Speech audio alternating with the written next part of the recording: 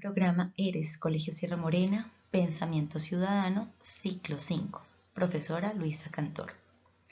El tema que nos convoca en este momento es la violencia y el conflicto armado en Colombia.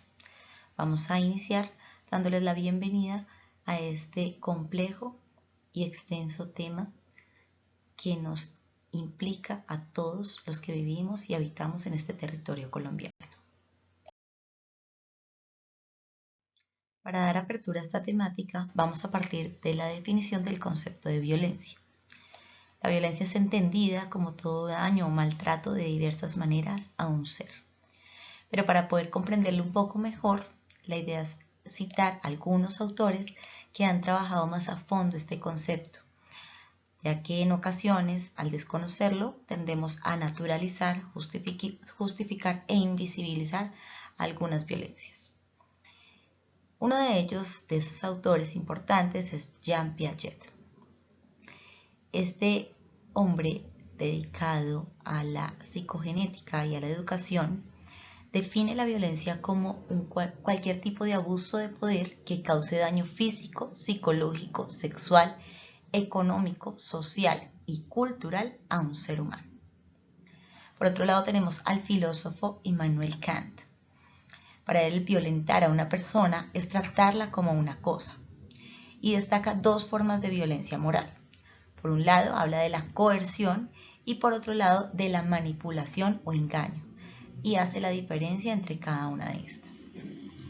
También tenemos a otro gran filósofo y político, sociólogo, Michel Foucault, quien habla de los mecanismos de autoridad y poder. Para él, la violencia es una modalidad extrema de poder que implica abuso y negación de la libertad. Y finalmente tenemos al psicólogo social Albert Bandura y a Rips, quien define que la violencia es una conducta que produce daños a la persona y destrucción a la propiedad. La lesión puede adoptar formas psicológicas de devaluación y degradación, lo mismo que daño físico. Ellos son solo unos pocos de los miles de autores que han dado definición a este complejo concepto que ha atravesado la historia de la humanidad. Teniendo en cuenta entonces la amplitud del concepto de violencia, vamos a definir algunos tipos y formas en que se ejerce la violencia. Por un lado, en cuanto a los tipos, encontramos la violencia física, que deja rastros en el cuerpo de la persona. La violencia psicológica o emocional, que afecta la autoestima del ser. La violencia sexual, que afecta a una persona en la vulneración de sus derechos sexuales y reproductivos. Y la violencia económica y o patrimonial, donde se humilla o se denigra a otra persona, teniendo en cuenta la diferencia de poder por la condición económica que se tenga o por los bienes que se posea.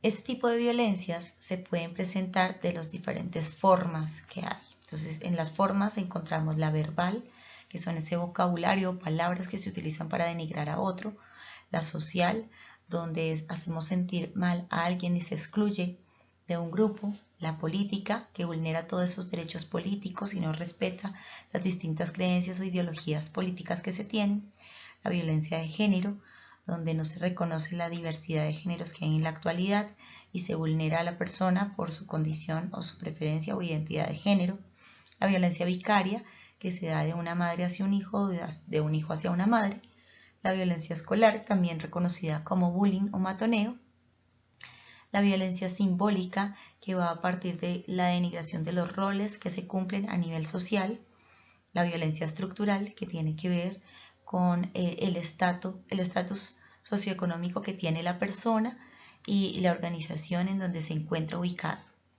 Y por último tenemos un tipo de negligencia que tiende a invisibilizarse mucho, que es la negligencia o el abandono. El dejar a una persona de lado, hacerla invisible y no hacerse cargo de, es uno de los tipos de violencia más fuertes que se da principalmente en nuestra infancia y en las mujeres.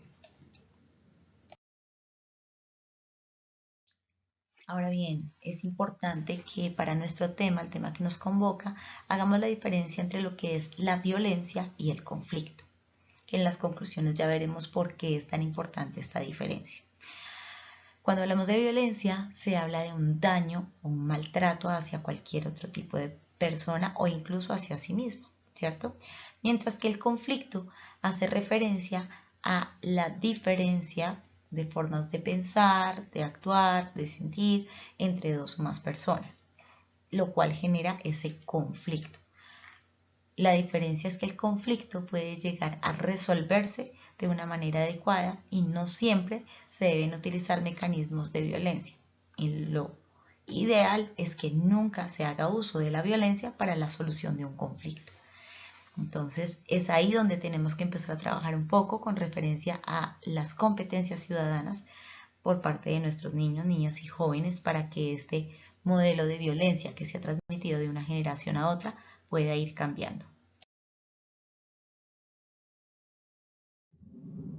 Para comprender mejor, entonces, ahora sí el tema que nos convoca, que es ese conflicto armado en Colombia, es importante conocer ese contexto histórico y por qué ha estado atravesado por violencia, asesinatos, masacres, miedo, desempleo, corrupción, abuso de poder, desapariciones a lo largo de la historia de nuestro país.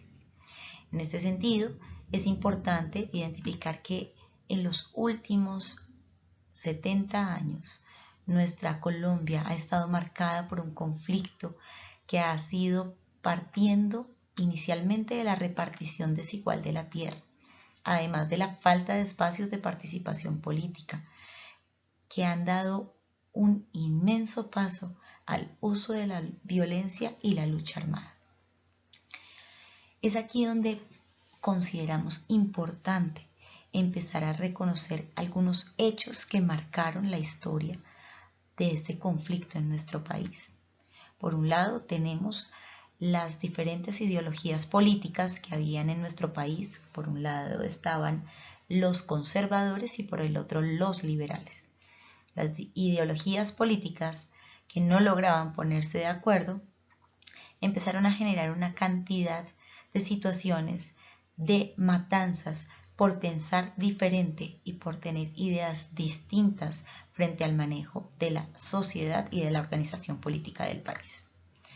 En este contexto, los grupos armados han tenido como justificar el uso de la violencia, considerándola el único método para poder transformar la sociedad y así realizar ciertas situaciones donde los cambios han sido considerados como ilegítimos. Encontramos por un lado, en 1948, el asesinato del candidato a la presidencia liberal Jorge Eliezer Gaitán. El 9 de abril del 48 se propició una ola de violencia conocida como el Bogotazo, que se extendió al resto del país. Esto produjo actos muy violentos a edificios públicos, destrucción de archivos, asesinatos a funcionarios, comercios, iglesias, entre otros lugares, así como la cantidad de masacres que se empezaron a dar a partir de este hecho.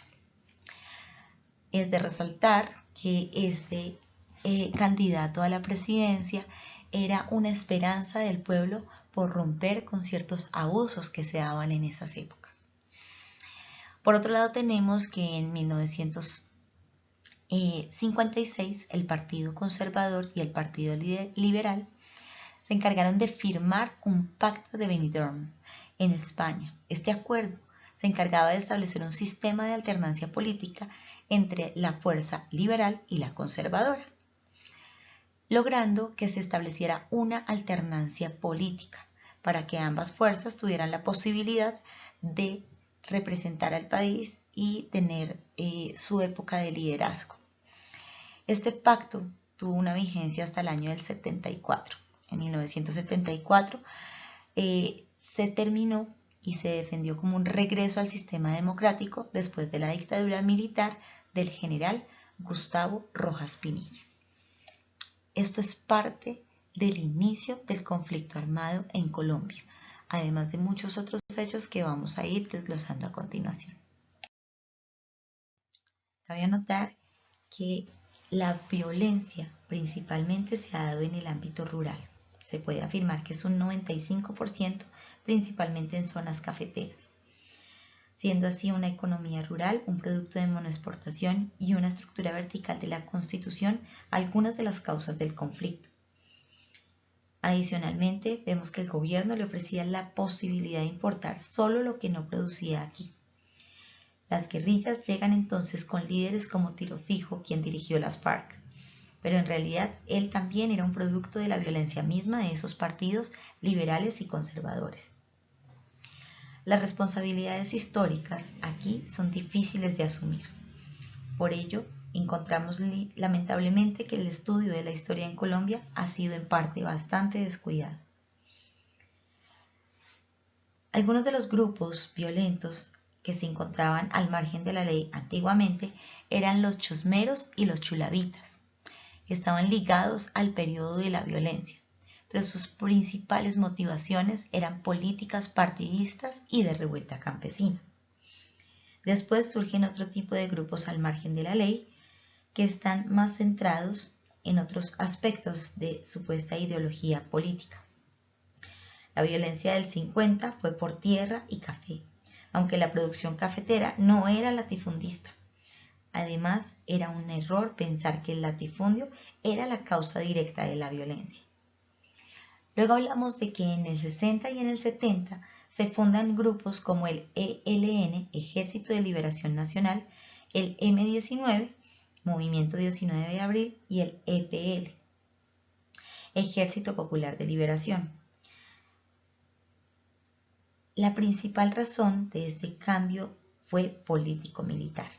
Las Fuerzas Armadas de Colombia no llegaban a 80.000. Por eso se consideraba que era absurdo pretender que la fuerza militar pudiera controlar a este tipo de grupos armados al margen de la ley. El Estado era débil militarmente y se compensaba la falta de efectivos con la ferocidad de algunas posibilidades militares de la guerrilla, que parecían abiertas al Estado por lo débil a nivel social, económico y por el uso de esta fuerza. El campo fue uno de los lugares más crueles que padeció la violencia. Hablamos de situaciones de secuestro, sicariato, acciones bélicas, atentados, masacres, desapariciones forzadas, violencia sexual, minas antipersonas, desplazamientos forzados a cargo de los grupos armados del margen de la ley y de un silencio cómplice y a la vez de acciones paramilitares que también fueron parte de esa guerra donde el pueblo fue el más afectado.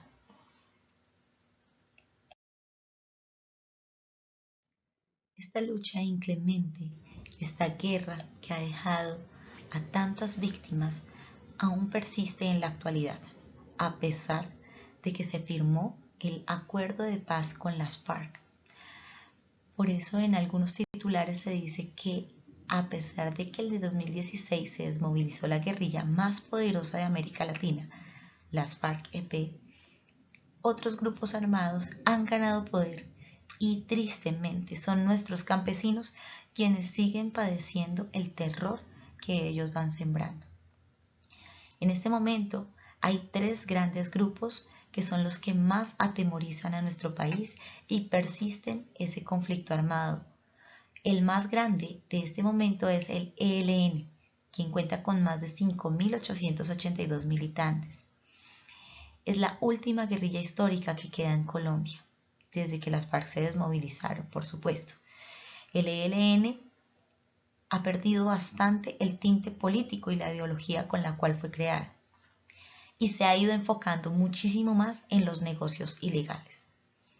El otro grupo que tiene bastante fuerza en este momento es el Clan del Golfo, quienes se autodenominan las Autodefensas Gaitanistas de Colombia. Ellos cuentan con 3.618 efectivos. Esta es una organización criminal narco-paramilitar que empezó a controlar más territorios mucho después de los acuerdos de paz. En ellos es claro que hay una carencia de ideología política, porque su principal negocio es el narcotráfico. Por último tenemos al tercer grupo fuerte, que son las disidencias de las FARC, es decir, aquellas personas militantes que retomaron las armas después de que se firmaron los acuerdos de paz en el gobierno del expresidente Juan Manuel Santos. Estas disidencias se dividen en el Estado Mayor del Central FARC. Cuentan con 3.480 efectivos y la segunda Marquetalia, que es como se denominan otras de las disidencias, cuentan con 1.646 personas que están en este momento haciendo parte de ese grupo. Independientemente del grupo en cuestión, tristemente su gran motivación es producir dinero a costa de la cantidad de vidas de nuestros campesinos, de nuestros niños, jóvenes y todo tipo de personas que para ellos se convierten en un número más. Las confrontaciones con el ejército ya no son la norma. La mayor parte de las 372 masacres que ha habido en el 2017 han sido contra la población civil y entre los mismos grupos armados, buscando expandir su poder económico. Las principales fuentes de ingreso para este tipo de grupos en este momento son el narcotráfico, la minería ilegal y las extorsiones. Contamos entonces que en este momento hay más de 57.000 personas que se han desplazado de una de las regiones que ha sido más atacada por la violencia en nuestro país. Esta es la región del Catatumbo, ubicada en el norte de Santander. Allá tenemos en este momento que la cifra de homicidios supera a las 86 víctimas. Tristemente, las fuerzas militares y la policía permanecen en esta zona intentando recuperar distintas condiciones de seguridad, mientras se buscan salidas sociales a una crisis que tiene de fondo la lucha de unos grupos armados por el control del negocio del narcotráfico. Así tenemos una historia cargada de violencia en nuestro país. A continuación te invito a que puedas pausar el video y leer un poco las distintas imágenes que hay en este momento, para que puedas decir qué consideras importante en cada una de ellas y qué podrías concluir a raíz de esto que nos ha dejado la historia de nuestro país y que aún sigue vigente, que no ha terminado, que continúa con muchas más víctimas, que esperemos pueda ser un cambio total para la sociedad actual, el hecho de que tengamos mayor conciencia y conocimiento de esta historia para que no sea repetida. Para el video, páusalo, lee con calma cada una de estas cifras y en tu respectivo cuaderno de pensamiento ciudadano vas a anotar cuál de estas imágenes te impactó más y por qué, y qué piensas sobre ella. No olvides que debes presentarlo en tu próxima clase de pensamiento ciudadano. Te dejo a continuación algunos referentes bibliográficos de donde se tomó la información que encuentras tanto aquí en el video como en la guía que tienes. Recuerda que aquí solamente hacemos un breve resumen y que puedes indagar mucho más en cada uno de estos temas para que puedas fortalecer el desarrollo de tu pensamiento crítico. Esta es de las principales habilidades que debemos ir desarrollando en este importante eje de pensamiento.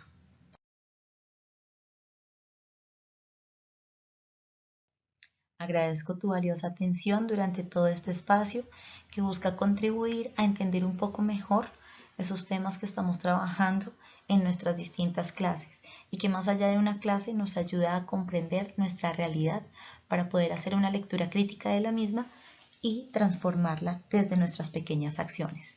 Por ello digo, la invitación para ustedes, niños y jóvenes, es que podamos contribuir disminuyendo esta cadena de violencia, donde nos han enseñado tras varias generaciones a resolver conflictos a través de los distintos tipos y formas de violencias, tendiendo a normalizarlas. Pero podemos romper con este ciclo y poder educar a esas nuevas generaciones en una cultura de y para la paz. Recordemos que la paz no es sinónimo de ausencia de conflictos. Piénsalo bien y atrévete a ser parte del cambio. Ni una más, ni uno menos, nadie menos.